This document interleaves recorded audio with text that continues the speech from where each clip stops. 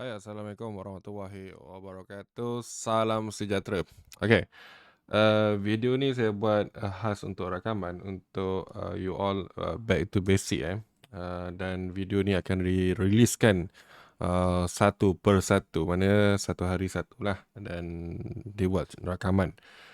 Okey, dekat sini seperti yang you nampak, kita akan pergi kepada beberapa angle. Iaitu macam mana kita nak fahamkan konsep BRE tu. Okay? Dan kita akan pergi pada next punya angle, iaitu mapping. Tapi yang pertama ni ialah seperti mana yang you lihat di depan mata ni, iaitu kita ada pakai indicator, iaitu Bollinger Band yang warna hijau ni, moving average warna purple, moving average warna pink, exponential moving average warna grey line, dan juga warna black line. Okey, dekat sini kan, sebelum saya nak pergi kepada dalam lagi, sebelum saya nak pergi konsep BRE, saya nak you faham iaitu konsep yang ni dulu.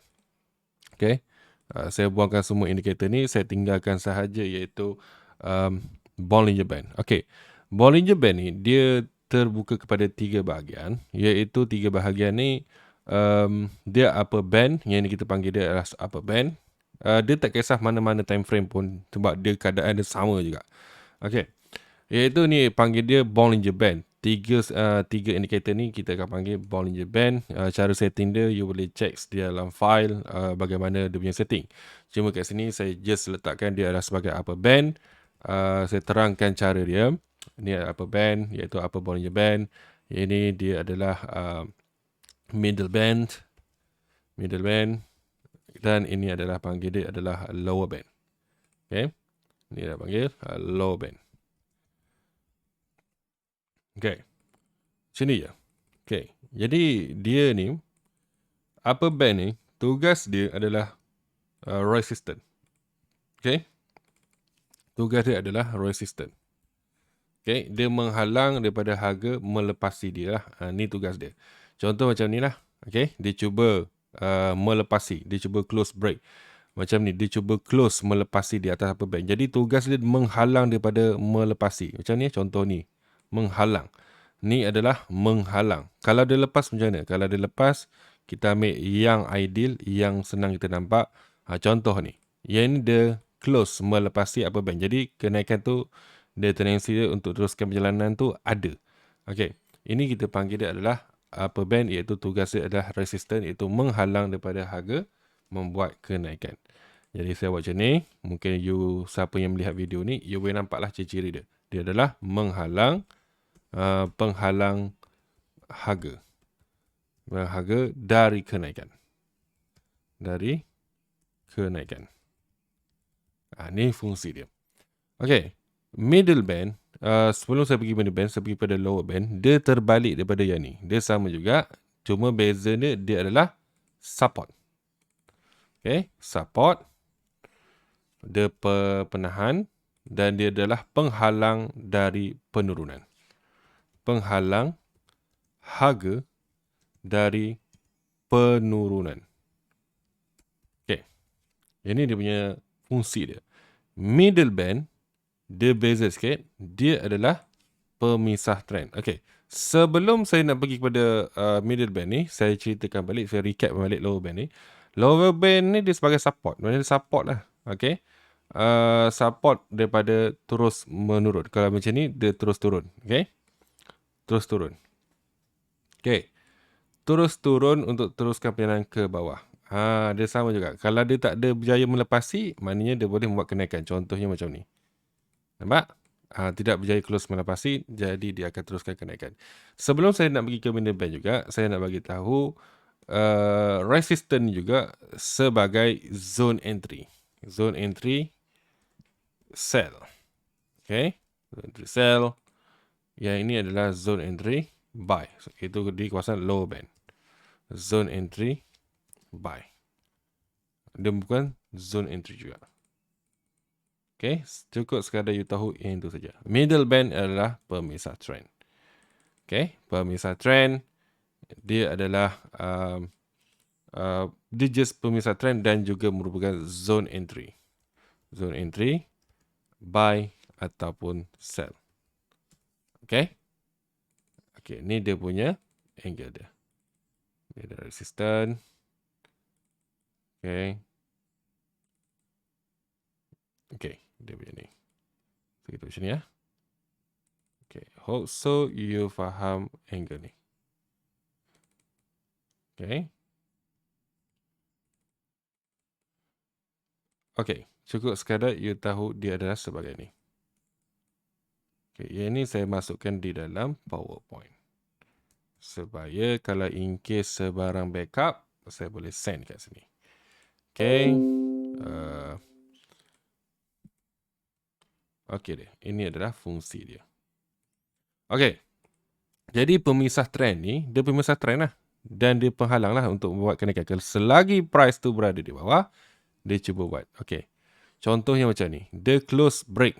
Dan dia akan retest balik untuk lakukan dagangan sell. Jadi dia berjaya tak berjaya break, dia teruskan berjalan ke bawah.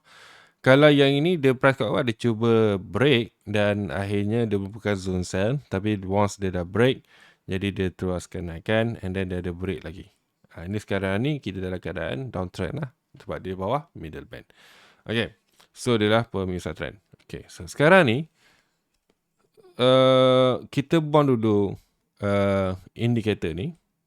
Okay. Mana dia kosong macam ni. Jadi, dia tidak semestinya Bollinger Band sahaja bertugas sebagai support dan juga resistance. Okay. Kita boleh masukkan indikator moving average ni. Kita masukkan 5 ni. Iaitu kita nak cari support dulu. Okay, setting dia you boleh cari kat dalam file lah. Okay, pentingnya color tu biarlah sama. Okay, contoh macam ni. MA 5, moving average 5, linear weighted low. Okay, yang ini adalah tugas dia adalah sebagai support. Jadi tugas dia sebagai support. Jadi dekat sini dalam BB Mastery kita pakai dua support, iaitu nombor 5 dan juga nombor 10. Jadi saya letakkan perbezaan dia punya garis tu. You akan nampak garis macam ni. Okay, yang tebal ni nombor 10 lah. Tak perlu nak tebal pun. Dua-dua ni pun tak apa. Cuma dalam case tadi ni, you faham. Okay, MA ni, MA 5 ni. Okay. Okay, moving average. Average 5. Saya tulis MA saja MA 5. Yang ni. MA 5 dan 10. Okay, MA 5 dan 10. Saya sambungkan terus. Saya tak nak nampakkan dia perbezaan. So, MA 10. Okay. Low. Saya tambahkan dia adalah low. Tugas dia adalah sebagai support. Support ni adalah untuk menahan harga. Support. Okay. Tugas dia adalah menahan harga dari penurunan. Betul? Betul? Menahan harga daripada penurunan, iaitu penghalang harga dari penurunan. Penghalang harga dari penurunan. Okay. Okay, ini saya adjust sikit. Okay. Dan dia juga adalah zone entry untuk buy. Zone entry, buy.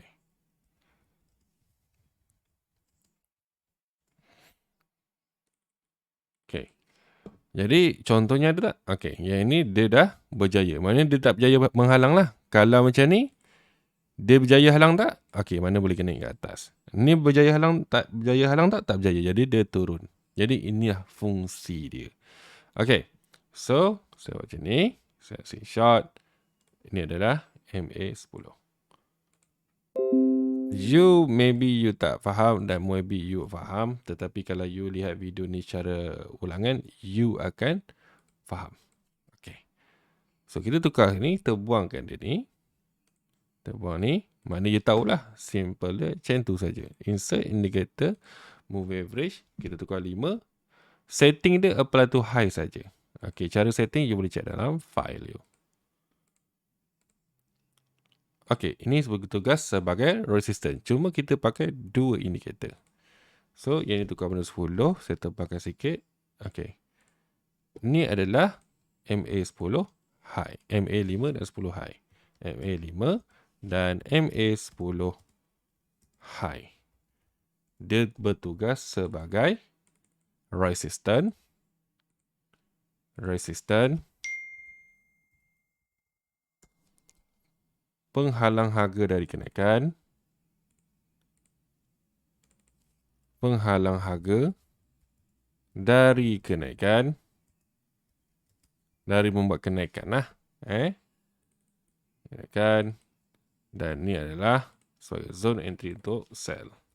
Entry sell. Contohnya pun sama juga. Okay. So inilah dia sebagai resistance. Berjaya lepas tak? Berjaya. Jadi dia membuat kenaikan. Ada tak yang tak berjaya? Ada, kita boleh cari. Yang ID sahaja. Okay, contoh. Macam ni dia tak berjaya ni. Makan dia boleh turun lah. Ada tak yang lebih solid? Ada kalau macam ni. Tak berjaya. Jadi, dia boleh membuat penurunan. Tak berjaya. Boleh membuat penurunan. Okay. So, ini cara dia kita lihat macam ni. So, saya buat screenshot untuk you buat ni. Okay. Ini video yang pertama. Iaitu you kenali indikator. Okay, sekarang ni saya masukkan iaitu black line dengan grey line nanti saya akan masukkan kemudian. Saya tak nak masukkan sekarang.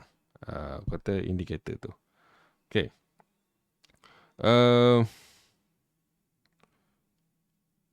So, macam ni. Kita lihat. Sekarang ni dia bagi zone sell ni. Nampak? Zone sell dengan active zone sell ni. Faham Okay. Sekarang ni kita masukkan full terus. Insert indicator moving average. So kita masukkan nombor 5. Kita tukar kepada low. Okay. Warna dapat pink. Okay. So bila masuk macam ni. Kita nampak pink sebagai ada support dan juga resistance. Okay. Kita masukkan dia. Okay. Nombor 10. Tebalkan sikit. Jadi nampak ada support dan resistance. Nampak clear kat sini support dan juga resistance.